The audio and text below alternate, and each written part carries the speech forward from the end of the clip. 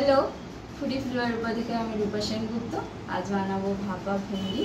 তো কি লাগবে একটু দেখে নিই। ভাপা ভেন্ডি বানানোর জন্য এখানে আমি 200 মতন ঢেঁড়স নিয়ে নিয়েছি। আর যেগুলো বড় সেগুলোকে দু টুকরো করেছি, আর যেগুলো ছোট সেগুলো এইভাবেই রেখে দিয়েছি। ঢেঁড়সগুলোকে ভালো করে ধুয়ে নিয়েছি। একটা মিডিয়াম সাইজের পেঁয়াজ পাতলা পাতলা করে কাটা, 5-6টার মতন কাঁচা লঙ্কা, দুটো মিডিয়াম সাইজের টমেটো বড় বড় টুকরো করে কাটা, ধনে পাতা 1 বাটি, নুন, হলুদ, কাশ্মীরি লঙ্কার গুঁড়ো, জিরের গুঁড়ো। এখানে বড় দেখে একটা বোল নিয়ে নিয়েছি। এবার এই বোলের মধ্যে এই ঢেঁড়সগুলোকে নিয়ে নেব। ঢেঁড়সে দিয়ে দেবো 1/2 চামচ নুন, 1/2 চামচ হলুদ গুঁড়ো, কাশ্মীরি লঙ্কার গুঁড়ো 1/2 চামচ, জিরের গুঁড়ো 1/2 চামচ।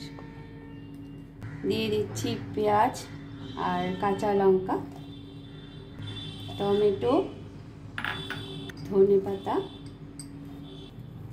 এই সব কিছু দিয়ে একটু মিক্স করে নেব।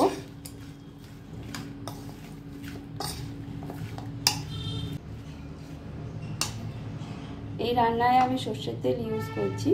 সর্ষের তেলটা একটু গরম করে নিতে হবে, কাঁচা গন্ধটা যাতে চলে যায়। আর গরম করে তারপরে ঠান্ডা করে ঢেঁড়সের মধ্যে দিয়ে দেবো। 1 টেবিল চামচের মতন সর্ষের তেল আমি গরম করেই রেখেছিলাম। এবার তেলটা ঢেলে দিচ্ছি।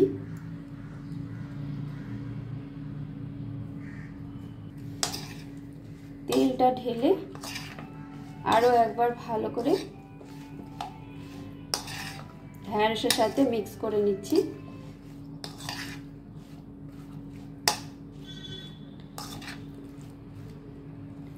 সব কিছু ভালো করে মেশানো হয়ে গেছে।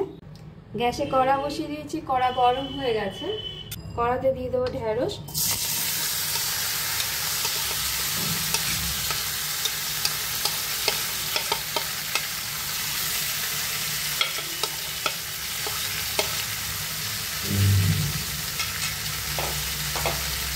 আর কিচ্ছু করতে হবে না। কড়াইয়ে ভেন্ডিটা দিয়ে একদম কম আঁচ করে 5 মিনিটের জন্য ঢেকে দেবো। যেহেতু ভাপা ভেন্ডি ভাপেই হবে, আমি 1 ফোঁটাও জল দেব না, আর মাখা মাখা করব বলে। 5 মিনিট পর কড়ার ঢাকনাটা খুলে দেখাচ্ছি কতটা সেদ্ধ হয়েছে। 5 মিনিট হয়ে গেছে, কড়ার ঢাকনাটা খুলে দেখি কি অবস্থা। ভেন্ডি থেকে জল বেরিয়েছে সামান্য।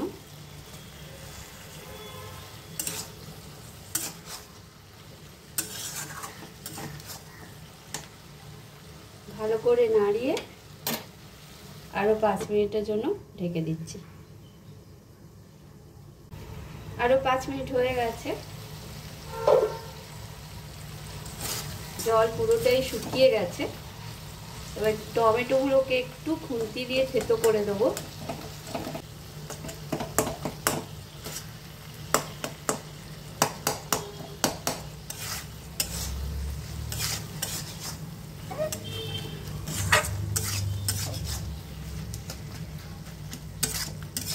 টমেটোগুলোকে থেতো করে নুনটা টেস্ট করে নেব।